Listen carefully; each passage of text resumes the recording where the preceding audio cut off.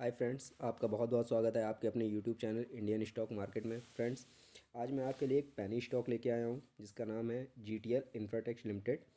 ये एक small cap company है बट हाई रिस्क कंपनी है। मतलब इसमें अगर आप इन्वेस्ट करेंगे तो वो बहुत हाई रिस्क पे रहेगा। जितनी तेज़ी से आपको रिटर्न देगा उतनी ही तेज़ी से आपके रिटर्न को माइनस भी कर सकता है। अगर इस कंपनी की हम बात करें तो इस कंपनी ने करीब एक साल पहले, अगर इसका हम लो की बात करें तो एक साल पहले इस कंपनी का लो जो था वो 65 पैसे का, मात्र 65 पैसे था। यानी इस कंपनी का शेयर सिर्फ 65 पैसे में मिल रहा था और उसने एक साल में हाई जो बनाया वो 4 रुपये 5 पैसे का बनाया। यानी इस कंपनी ने करीब एक साल में 140% का रिटर्न दिया। वहीं अगर एक महीने की बात करें तो इस कंपनी ने करीब 12.5% का रिटर्न दिया है। कंपनी का एक मंथ का लो जो था वो 1 रुपये 45 पैसे था। वहीं कंपनी का एक मंथ का अगर हाई देखें तो हम 2 रुपये 10 पैसे है। यानी ये कंपनी जितनी तेज़ी से बढ़ती है उतनी तेज़ी से गिरती भी है। कंपनी डिविडेंड ऑफर नहीं करती है, यानी ये किसी भी तरह का डिविडेंड नहीं देती है क्योंकि कंपनी कंटिन्यू घाटे में ही रही है। बट इसके स्टॉक्स में लोग खरीदारी करते रहते हैं, इसीलिए इसका प्राइस एकदम से अप होता है और एकदम से डाउन हो जाता है। अगर इसके एंट्री पॉइंट की बात करेंगे तो एंट्री पॉइंट इसका ग्रीन है, यानी आप इसमें एंट्री कर सकते हैं। बट मेरी सलाह यही रहेगी कि आप इसमें जितना नीचे ख़रीदारी करें, मतलब जितना स्टॉक नीचे आपको मिले उतना अच्छा है। क्योंकि ये अभी तक मेरा जो मैंने इसको ऑब्ज़र्व किया है ये एक साल में 1 रुपये 50 पैसे से 2 रुपये तक जाता है, उसके बाद फिर नीचे चला आता है। तो मेरी सलाह यही रहेगी कि आप इसे सबसे नीचे जितना डाउन हो सके उतने डाउन पे इसको ख़रीदें। कंपनी पे रेड फ्लैग भी है, यानी कंपनी एसएम लिस्ट में है। सेबी ने कंपनी को एसएम लिस्ट में डाल रखा है। ऐसा सिर्फ इसलिए किया जाता है ताकि आप जो इन्वेस्टर्स हैं उनका पैसा सेव रहे, क्योंकि ये कंपनियों में जो ब्रोकर्स होते हैं वो एकदम से कंपनी को ऊंचाइयों पे ले जाते हैं फिर एकदम से गिरा देते हैं। इसीलिए कंपनी इसको एसएम लिस्ट में डाल रखा है कंपनी को। अगर इसके फाइनेंशियल ट्रेंड की हम बात करें तो कंपनी लगातार 3-4 सालों से सिर्फ घाटे में ही है और पहले भी घाटे में थी। तो इधर मैं आपको 2018 से इसका व्यू बताता हूँ। 2018 में कंपनी ने रेवेन्यू जो कमाया था वो करीब 2000 करोड़ का था और उसे लॉस भी उसी हिसाब से हुआ। कंपनी करीब 1000 करोड़ रुपए घाटे में रही थी। 2019 में भी कंपनी ने करीब 1000 करोड़ रुपए कमाए और लॉस भी करीब उसको उतना ही रहा, 1000 करोड़ का। 2020 में भी सेम सिनेरियो रहा, 1000 करोड़ का रेवेन्यू कमाया बट 1000 करोड़ से ज़्यादा का उसको लॉस हुआ। 2021 की बात करें, 2021 में भी कंपनी ने करीब 1000 करोड़ से ज़्यादा का रेवेन्यू कमाया बट लॉस भी उसे उसी हिसाब से हुआ है, करीब 1000 करोड़ से ज़्यादा का उसको लॉस हुआ है। तो इस हिसाब से हम देखें तो कंपनी प्रॉफिट मेकिंग नहीं है, बट इसमें लगातार काफ़ी लोग ख़रीदारी करते रहते हैं, इसलिए इसका प्राइस एकदम से ऊपर और एकदम से नीचे होता रहता है। इसलिए मेरी सलाह इसमें यही रहेगी कि आप अगर इसमें ख़रीदारी करना चाहते हैं तो सबसे लो लेवल पे करें। जितना नीचे आपको ये मिले उतने नीचे पे ख़रीदारी करें और जैसे ही ये अप हो उसमें से निकल जाए।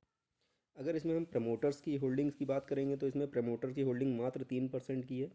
इसमें प्रमोटर्स के सारे शेयर लगभग गिरवी हैं क्योंकि कंपनी घाटे में ही है और उसने बहुत जगह से कर्जा ले रखा है जिसकी भरपाई वो कर नहीं पा रहे हैं। इसलिए उनकी होल्डिंग्स जो है वो लगातार घटती जा रही है। इस समय सिर्फ 3% रह गई है। म्यूचुअल फ़ंड की इसमें कोई भी हिस्सेदारी नहीं है क्योंकि म्यूचुअल फंड्स कंपनियां जो होती हैं वो इस तरह के पैनी स्टॉक में रिस्क नहीं लेना चाहती हैं जहाँ पे उनका पैसा फंस जाए, है ना। और वहीं डोमेस्टिक इंस्टीट्यूट जो है उन्होंने करीब 59-65 की हिस्सेदारी ले रखी है। एफआईज़ ने करीब 2% की हिस्सेदारी ले रखी है और रिटेल इन्वेस्टर ने करीब 35% की हिस्सेदारी लगी। एफआईज़ को लगता है कि ये कंपनी अच्छा कर सकती है, इसलिए एफआई की ठीक ठाक हिस्सेदारी है इसमें। बट मेरी सलाह यही रहेगी कि आप अगर इसमें ख़रीदारी करना चाहते हैं तो ये आपको जितना लो मिले, करीब करीब 1 रुपये 50 पैसे या 1 रुपये 55 पैसे के आसपास ही ख़रीदारी करें और जैसे ही ये 2 रुपये या 1 रुपये 90 पैसे के आसपास दिखे आपको, आप इसमें बेच कर निकल जाएं। क्योंकि ज़्यादा लालच करेंगे तो फिर ये आपको फिर डाउन कर देगा और उसके बाद फिर आप निकल नहीं पाएंगे इसमें। फिर आपको लंबा रुकना पड़ेगा कि कब ये स्टॉक फिर ऊपर जाए और आप इसमें सेल कर पाओ, जिसके चांस बहुत कम रहते हैं क्योंकि एक समय पे ये स्टॉक एक नंबर पे आके वहीं पे ट्रेड करता रहता है। ऐसे मान लीजिए अगर ये आपने इसमें 1 रुपये 80 पैसे पे ख़रीदारी करी तो हो सकता है 1 रुपये 90 पैसे जाए, हो सकता है, और उसके बाद फिर ये 1 रुपये 70 पैसे पे आ जाओ, काफ़ी समय तक 1 रुपये 70 पैसे पे ही बना रहे। इसीलिए मेरी सलाह यही रहेगी कि आप इसमें जितना हो सके उतना नीचे के लेवल पे ख़रीदारी करें। हालांकि ये जीटीएल इंफ्रा कंपनी जो है ये टावर सेक्टर की बहुत बड़ी कंपनी है इंडिया की, बट इसका मैनेजमेंट सही से चला नहीं पाया कंपनी को। इस वजह से कंपनी लगातार घाटे में चलती चली गई है और अभी भी घाटे में ही है। बट कंपनी को कई ऐसे प्रोजेक्ट्स मिल रहे हैं जिसमें कंपनी अपना हाथ आजमा रही है और कोशिश कर रही है कर्जे से आगे निकलने की। अब जैसे इस समय 5G का ट्रेंड आ रहा है हो सकता है कंपनी को कोई ऐसे प्रोजेक्ट मिल जाए जिससे उनका कर्जा थोड़ा कम हो जाए और कंपनी एक बार फिर से प्रॉफिट मेकिंग हो जाए। क्योंकि कंपनी का अगर 2007 या 2008 का रेशियो देखेंगे, उस समय कंपनी का बहुत अच्छा रिटर्न था। इसका शेयर प्राइस करीब 107 रुपये के आसपास हुआ करता था। 2006 में कंपनी का शेयर प्राइस 107 रुपये के आसपास था। सोचिए तब से कंपनी लगातार माइनस में चलती चली आ रही है। धीरे धीरे इसका स्टॉक आके 60 पैसे 65 पैसे पे आ गया था।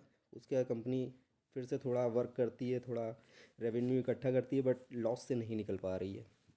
इसीलिए फ्रेंड्स मेरी सलाह यही रहेगी, आप इसमें इन्वेस्ट करना चाहते हैं तो ज़रूर करें, बट संभल के करें, क्योंकि ये एक पैनी शेयर है। जितना अच्छा रिटर्न देगा उतना ही ज़्यादा रिस्क भी है इसमें। तो फ्रेंड्स अगर वीडियो पसंद आए तो लाइक और शेयर ज़रूर करें। बहुत बहुत धन्यवाद।